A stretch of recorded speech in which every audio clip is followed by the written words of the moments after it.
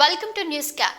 వైఎస్ఆర్ కాంగ్రెస్ పార్టీలో నేతలు తమ ఆవేదనను బయటకు చెప్పుకోలేని దుస్థితిలో బతకాల్సి వస్తుంది. దీనికి మంచి ఉదాహరణగా అంబటి రాంబాబు, విజయసాయిరెడ్డిల ఉదాంతాల్ని చెప్పుకోవచ్చు. వాస్తవానికి జగన్మోహన్ రెడ్డికి ఎప్పుడు ఎలాంటి ఆలోచనలు వస్తాయో చెప్పడం కష్టం. తన మూడ్ బాగోలేనప్పుడు ఎవరైనా నేతలు కంటపడితే వారి షేపులు మార్చేస్తారు. దానికి ప్రత్యక్ష ఉదాహరణ అంబటి రాంబాబు, విజయసాయిరెడ్డి నిలుస్తున్నారు. మంత్రి పదవి చేపట్టక ముందు అంబటి రాంబాబు ఎలా ఉండేవారో ఓసారి గుర్తు చేసుకుందాం అనుకున్నా ఇప్పుడు గుర్తుకురారు. ఎందుకంటే ఆయన ముగ్గు బుట్ట లాంటి జుట్టుతో కనిపిస్తున్నారు. అంబటిది అదే అసలు రూపం. కానీ అంతకుముందు చక్కగా హెయిర్ డై వేసుకునేవారు. నిగనిగలాడే నల్ల జుట్టు ఉండేది.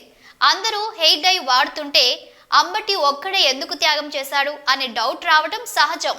అయితే జుట్టుకు రంగేసుకొని తన ఎదుటకు రావద్దని ఓసారి జగన్ అసహించుకోవడంతో అంబటి హెయిర్ డై మానేశారని వైసీపీలో అందరికీ తెలిసిన విషయం. ఇక పిల్లిగడ్డం విజయసాయిరెడ్డిది కూడా అదే కథ. ఆయన చక్కగా పిల్లిగడ్డం పెట్టుకొని మంచి హెయిర్ డైతో కనిపించేవారు.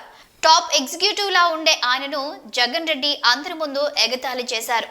నీ ముఖానికి ఆ పిల్లిగడ్డం ఎందుకు అని పరువు తీయడంతో ఆయన తీసేశారు. జుట్టుకు కూడా రంగేసుకోవడం మానేశారు. ప్రస్తుతం ఉన్న తెల్ల జుట్టు అవతారంలో కనిపిస్తున్నారు.